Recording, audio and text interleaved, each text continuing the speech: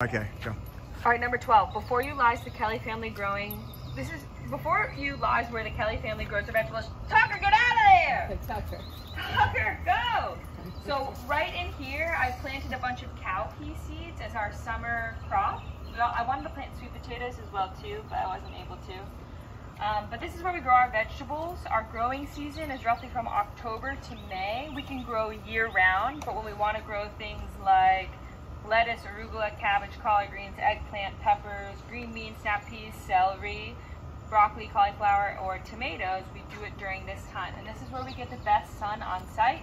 Currently facing west this way, and so the eastern sun on this side gets blocked in the morning, so the food forest doesn't really get much light, but in the afternoon we get blasted by light, and so that's how we can grow vegetables which need a lot of sunlight in this area. Alright, I didn't talk about this on the tour, but this tree, let's snip it as well too, is gorgeous. It currently has a jack bean growing on it, which is another nitrogen fixing plant. So let's all take a leaf and snip it. Camera guy, you get one too. So what does this smell like to you? So you have to crush it to release the oils. What does it smell like? It smells good. Yeah, what does that smell though? Lemon? Yes, so this is lemon bay rum. So it's related to our bay trees, but this is lemon bay rum, and we can use it in all sorts of different things. You can put it in food, like if you wanted a lemony flavor in something. A lot of my friends use it to wash their hair as well too. And it's just a gorgeous spice tree that we have on site, and it's also very rare. The bay rum tree is like super common, but the lemon variation happens in like 1 in 100 plants. I got that one from the Rare Fruit and Vegetable Council. Okay, number 13. I love that elderberry is 13. So number 13, our homestead is prone to flooding and in big rains. Our homestead is prone to flooding and big rains, so we planted elderberry at the deepest pooling point on our property. So Alice and I both know this is where the water is held the most. Beyond its ability to withstand and aid in flooding, elderberry holds many gifts. Elder blooms in late spring, just as the summer heat starts to roll in, so it's going to start blooming soon. It's a cooling and drying herb, and so it's really nice that it comes in right before summertime because it helps us to cool our bodies down. It improves in circulation through the body by opening up lungs, blood vessels, capillaries, kidneys, skin. Anything that needs to move, elder helps us to provide movement. Once the flowers are pollinated, we get these little berries that come on, and we usually harvest the elderberries right around the autumnal equinox, and we make a family elderberry pie, and the rest I tincture for the rest of the year. So like I told Alice I was feeling a little under the weather yesterday, so I was taking elderberry, but that was from last summer. So on top of all of that, elder also provides a place for local birds to seek protection, rest, and sing a song. And so it's really nice to be in the kitchen and have a little bird. Tim and I used to have a little bird feeder right here, but they didn't even care about it because they would just hang out here, eat the little elderberries, and they love to sing and roost here. Design question for everyone. So this used to be a mulberry tree, but we cut it down, and this past year we grew radishes, tried to grow carrots in it. We can't grow carrots. Carrots are hard for us, but this is a frangipani or plumeria. I think it might be nice here with like nice blooming flowers. One thing I really liked after we cut down the mulberry was that light could come in the afternoon here. And frangipani is a deciduous tropical tree, so it drops its leaves in the wintertime, so you'd still get that light coming in with some shade in the summer and gorgeous scent as well too. What is that other tree behind it? This right here is called achiote or lipstick bush. So that yellow rice that we ate, the Vigo yellow rice, gets its coloring from this plant. So achiote will bloom right around Thanksgiving, and it has these really psychedelic creature from the Black Lagoon looking seeds that come from it. And people cook down the seeds. You can use it as paint, you can use it as food dye. But it's called achiote or lipstick bush. I'm saying that as a very white person. I've had a lot of Spanish students, but they call it like achote is how they say it. Okay, number 14, it's getting very dark. We have arrived in our pineapple patch. Beneath us lies a diversity of pineapples. There's a lot of different varieties. They bloom in the when the cold fronts come through, and they send out fruits in the summertime, and we are able to harvest them usually in June or July. This right here is a plant called Jatropha. This is one of the first plants that I ever actually paid attention to. Mom planted one in our side yard outside of our kitchen, and it used to attract zebra longwing butterflies. So this one actually came from 17 Gatehouse, the seeds. And so it doesn't provide food for us, but I think it's beautiful when you're on the porch because it has the nice red flowers and it attracts lots of pollinators, and it's just kind of an ever-blooming plant that's not going to get much bigger than this. This is one of Grammy's native orchids here. We have Grammy's orchids dispersed throughout the garden. This was a volunteer guava that just appeared. I thought it was a guava because guavas have beautiful bark, but I didn't know, and it just produced its first fruit. So it's right here kind of weirdly in the middle because it just planted itself. These are papayas through here. We're gonna have a huge papaya summer here on the homestead. How do we keep papayas going? Every time you eat a papaya, scatter the seeds in the yard. That's how they continue coming up. This is a sugarcane stalk that we cut back, so there's a sugarcane cluster back here. And this is an avocado that I planted from a neighbor's tree. This is more of the tropical spinach. And Tim, what's this? My pentas. This is Tim's pentas. So Tim planted this plant. We can actually eat the flowers of this plant, but Tim and I primarily have it around because we think that it's beautiful. And also I've seen hummingbirds nestering on it before as well too. Okay, we're going back this way. What's this big one? So how about we'll walk on the outside maybe for this one so you Good can see idea. a little better. Okay, so this is number 15. They're acting hype. So number 15, so when Megan had a dream of an outdoor shower, she decided to plant a living privacy edge along this wall so that way she could grow things but also provide privacy on this side. And so this first big tree is called Lang Lang. Lang Lang you can probably smell right now. It's pollinated by a night moth, and so in the evenings it starts to emit this like beautiful strong scent. It's the secret scent in Chanel No. 5. They use these flowers. If you ever heard of Lang Lang before. It's often used in like perfumes and potpourris and things like that, but this is just a, wow, there's so many flowers on it now. But it could be cut if you wanted it to be cut. I've already topped Lang Lang before. It's not going to get taller than that, but that's where it will hang out.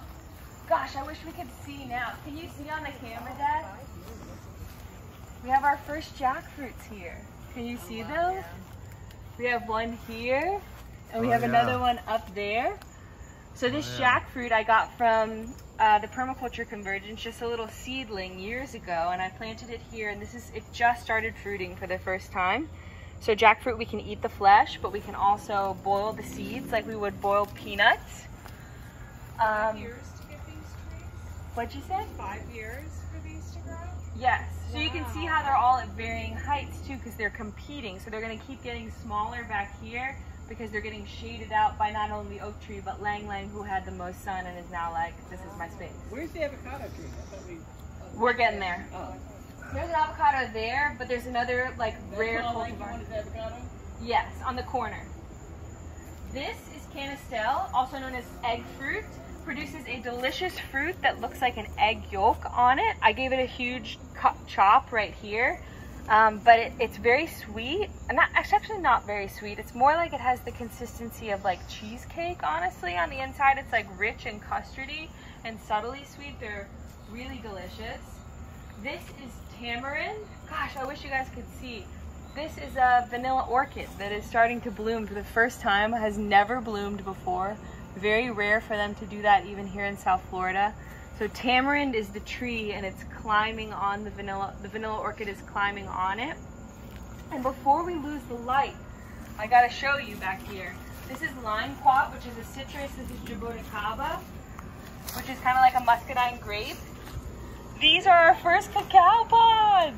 Oh, cacao. I learned a crazy cacao fact today that like only 1 in 1,000 cacao flowers actually gets pollinated.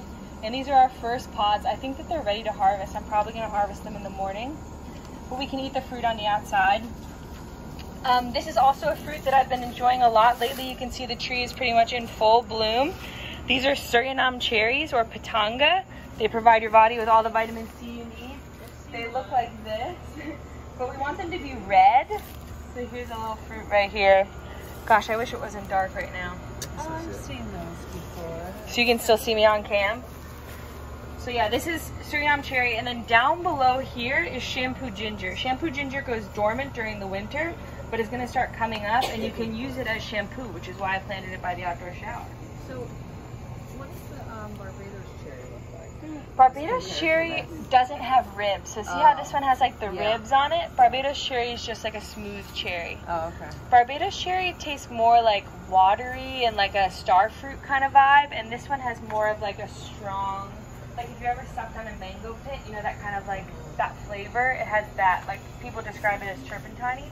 Some people don't like Suriname cherries, but I love them. So, and Alice, what are you looking at over here? Well, no, this stick, it's all green in here. I'm afraid that they'll run right into that. They're gonna be fine. So we're on number 17, which I covered the compost pile because Aunt Alice does not like the compost pile because now Molly likes to go into the compost pile to try and eat things. And so I covered all the food scraps with cuttings. And why are we composting? To one, divert food waste from the landfill, but two, to help us to build soil on site. What does compost do in the garden? It's like a probiotic. So it's good bacteria. And like us, why do we take probiotics? It helps our immune system, it helps our guts. But it's up to you whether you would like to keep it. Bees? Where? See? You see them flying around? What are these? I don't know, but we have a swarm going on over here, which we can catch on camera. They already left, so they might be moving around then. So we used to have a hive up in the tree, but this is swarm season now, so you can definitely see bees moving around. You check when they're gone? Yeah. Dang! Okay, well we made it to number 18. This shrimp plant was planted by the matriarch of our homestead, Mary Kelly. She had a vision for an English cottage garden which had a mind of its own in our humid tropical climate. Shrimp plant is the sole survivor of the cottage garden and has spread beautifully along the shady east edge, providing bursts of color in a place that would otherwise probably not have much because it's very shady. This shrimp plant hedge provides habitat for local wildlife while attracting hummingbirds throughout the winter, Mary's favorite. So if you want, you could clean up the edge on it, but I think the shrimp plant is beautiful. You could probably use this space better, like in permaculture, planting more plants, but I would just let it stay here because it was one of the last things that Grammy planted before she stopped being in the garden. Yeah, she and Jerry planted that together. They did. I remember that day. So now we're on number 19 over along this edge. Watch the opposite before, so. So this is number 19, and this is where I planted different tropical fruit trees along this edge because we wanted to keep the backyard open and spacious. So you can see some of them are reaching, they're pretty much all reaching towards the light, but they all got really big haircuts. So this ice cream bean was like all the way out over here, but I topped it right there. But I'll go back to the beginning. So back here, this is a dwarf cultivar of an avocado. I got this at a city tree giveaway, and it's supposed to be a really good variety. It's back here in this corner. Tim and I have talked about it, and I know that this place is on the chopping block. So one thing we would suggest for this area is to keep the trees, keep chopping them. So what I did beneath is I cut them all back. I put it around the base of the fruit tree to help feed that tree. But now, rather than removing all of this, you could have Juan's crew come through, put in a bunch of mulch on top of it, create a clear edge, and have like a nice tree exhibit along this edge. Just keep it chopped, keep it along the edge. We have cotton growing in here, which is blooming right now. So this is where cotton comes from, these little things right here. This is carambola or star fruit. Star fruit is just about to fruit for the first time. I have never tasted a star fruit off of this tree, but I have been waiting for 5 years and it's just started pushing out blooms, so I really feel like this summer is the one. See all this cotton back here? Beautiful. So this is Inga or ice cream bean. Ice cream bean has grown the fastest than everyone else because it is a nitrogen fixer. So ice cream bean produces these pods that taste like ice cream, but also at the same time too, it fixes nitrogen in the soil, which helps feed other plants. So I planted this plant between the fruit trees because it's gonna help support those plants. Nitrogen is what we're pouring on our crop fields. That's what our fertilizers are that we use to fertilize anything. And so these plants take nitrogen, which is a molecule in the air, they store it in their root nodes, and they feed other plants around them. So we have 2 fruit trees, star fruit and avocado.